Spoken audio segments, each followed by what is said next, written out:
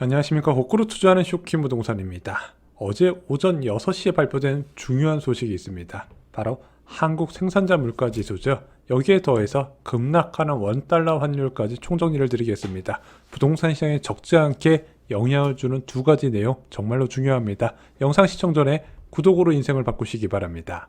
쇼킹 부동산이 부동산 시장을 전망할 때 연속된 금리 변화를 본다 말씀을 드렸습니다. 금리가 연속적으로 변화할 때 전세값의 변화가 일어나요. 전세 대출 금리가 전세 수요와 연결되기 때문에 그렇습니다. 이 전세 가격의 변화가 매매 가격 변화까지 이끄는 구조더라. 현재는 연속된 금리 인하에 따라서 전세 가격이 추락하고 그에 따라서 매매 가격이 추락하는 모양새죠. 자, 그러면은 연속된 금리 변화는 무엇이 만드냐? 물가가 만든다 말씀드렸고, 물가가 나타나기 이전에 선제 물가지표에서 뚜렷한 신호를 보낸다 말씀드렸습니다. 이 선제 물가지표는 원자재 가격에 영향을 받죠. 오늘은 이 두 가지 원자재 가격과 선제 물가지표의 중요한 소식을 총정리드리고자 합니다.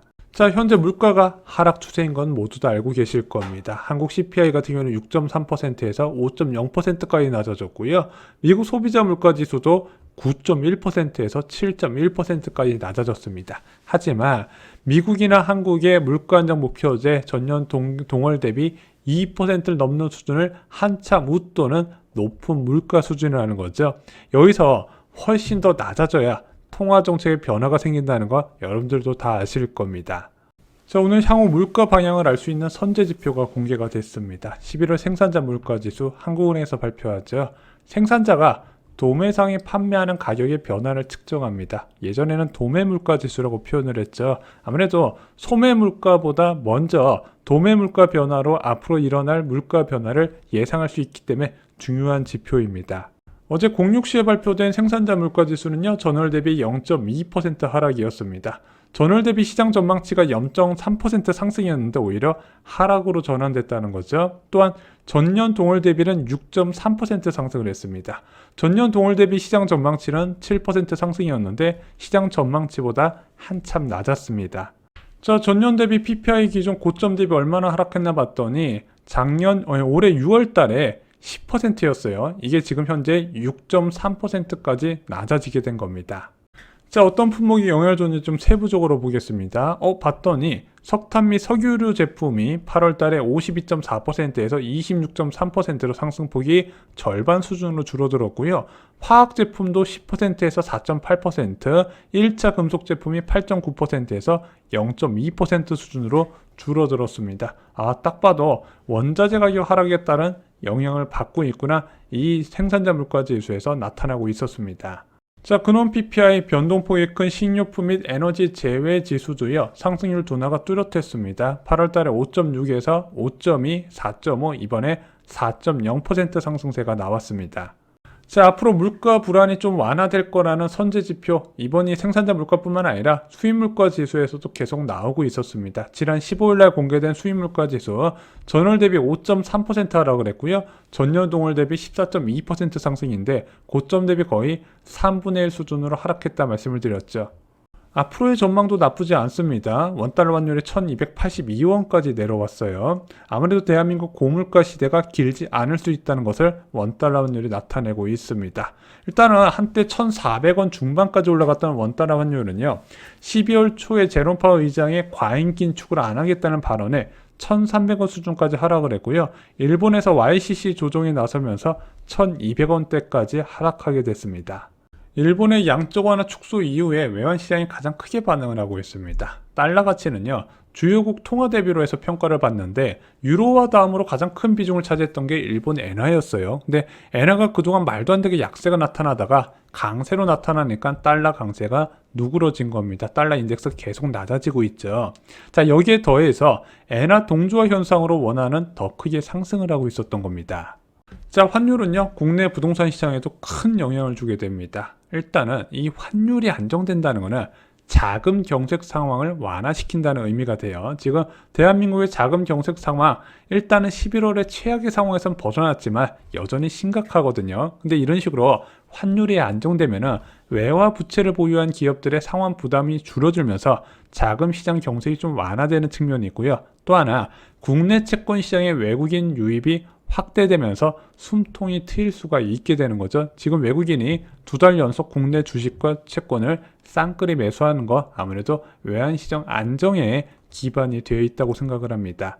자, 그리고 환율 안정은요, 한국은행의 통화정책 독립성을 높이게 됩니다. 현재 한미 기준금리가 22년 만에 최저로 벌어졌고 앞으로도 더 벌어질 가능성이 있는데, 지금 한국은행에서 미국 따라서 기준금리를 올리고 싶긴 하겠지만 지금 국내 자금 경색 상황이 심상치가 않거든요.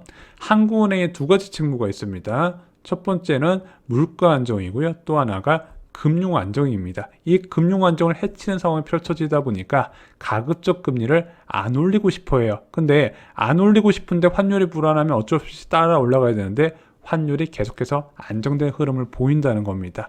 또한 자금 경색 상황에서 유동성 공급을 확대할 수 있는 자신감을 부여하게 됩니다. 그래서 환율이 안정된다는 것은 다시 한번 말씀드리지만 자금 경색 상황이 최악은 벗어났다는 신호가 될 수 있습니다.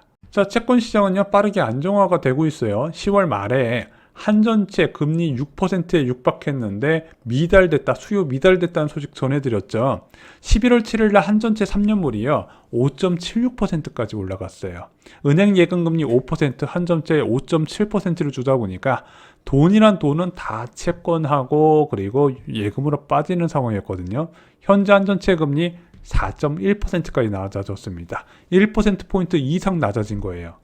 중단됐었던 은행채 발행도 이번 주부터 다시 진행이 된다고 합니다. 그래서 지금 금융당국에서 은행채 발행하지 말아라. 그래서 한전채 발행도 은행 대출로 돌리고 은행채 발행도 못하면서 회사채 숨통을 틔우려고 했는데 이제는 은행채 발행해도 된다고 판단하는 것 같아요. 왜냐하면 지금 채권 시장에 자금이 계속 들어오고 있거든요. 금리 고점론에 수요가 계속 붙고 있다는 겁니다.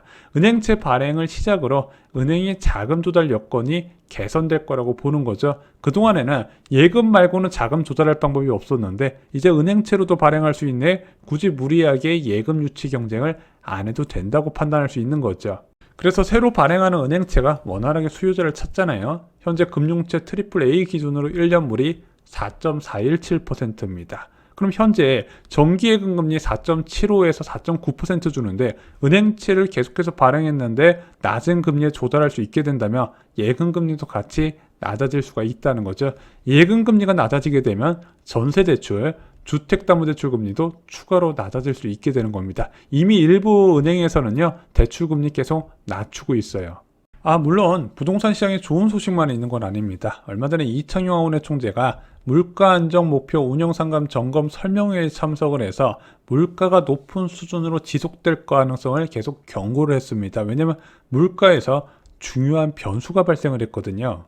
바로 전기, 가스 요금 인상 방안입니다. 지금 올해 인상분보다 2배 이상 올려야 한전과 가스공사의 부채가 줄어들 수 있을 것이다. 이런 이야기가 나오고 있어요. 자, 그런데 이것을 한 번에 이렇게 올리게 되면 거의 민심이 안 좋아지니까 정부에서는 2026년까지 단계적 인상 방안을 꺼내들었고 내년에 전기요금만 20% 이상 올리는 방안을 추진한다고 합니다. 자, 이 전기와 가스 요금 급등은요, 큰 의미가 있어요. 일단 얘는 근원물가에 들어가거든요. 근원물가를 올리는 요소가 됩니다. 또한 휘발유 가격이나 경유 가격처럼 본인만 올라가는 게 아니라 다른 서비스 요금 인상 압력을 확산시킨다는 거예요. 당장 여러분들 공동주택 관리비도 전기요금, 가스요금 올라갈 때 같이 올라가게 됩니다. 그래서 이창용 의원의 총재는 전기요금이 당초에 한국은행 예상보다 더 오를 가능성, 그래서 그에 따라서 물가에 포커스를 맞추고 통화정책을 세울 것을 이야기를 했고요. 자, 그래서 덧붙이면서 말하겠던 게 3.75%의 금리 인상 가능성도 열어두었습니다. 자, 이제 믿을 것은요, 국제 유가라고 생각합니다. 이제 올해 3월 달에 국제 유가 WTI 기준으로 120불까지 치솟았잖아요. 그것이 지금 현재 70불대까지 안착이 됐는데, 이렇게 돼서 만약에 내년 3월에도 현재 수준의 국제 유가가 유지되면 석유류 제품이 마이너스 30% 찍어주겠네. 그러면은 전기나 가스 등의 상승분을 얘가 만회해주면서 전체적인 헤드라인 소비자 물가 지수는 안정된 흐름을 보여줄 수 있을 것이다. 이렇게 생각을 한다는 거죠. 자, 물론 아직 확실한 것이 없습니다. 지금 국제유가가 무슨 럭비공 같아요. 올라갔다 내려갔다 올라갔다 내려갔다. 지금 이번에는 왜 다시 올라가냐? 지금 미국 원유 재고가 급감을 해서 다시 수요가 늘어날 거라는 기대감에 올라갔고요. 또 하나 중국에서 국경 개방을 본격화하는 게 아니냐 이런 기대감이 커지면서 얘네들이 마음 잡고 개방하면은 석유가 부족해질 것이다. 이런 부분도 가격에 반영이 되고 있습니다. 아직까지는 70불대에서 80불 사이의 추세를 벗어나지는 않았지만 이것도 체크를 해야 된다는 거죠. 그래서 내년 물가 전망할 때 가장 큰 변수가 바로 이 국제 유가 전망입니다. 정부의 유류세 보조도 축소될 것으로 보여집니다. 휘발유 같은 경우는 이미 1,500원 수준까지 정말로 많이 낮아졌죠. 올 초까지만 해도 뭐 2,000원 넘고 2,100원, 2,200원까지 노렸었는데 이게 1,500원 수준까지 낮아지다 보니까 유류세 인하폭을 25%로 축소한다고 합니다. 다만 전 세계적으로 부족 상황이 지속되는 경우는요, 유류세 보조를 지속한다고 하네요.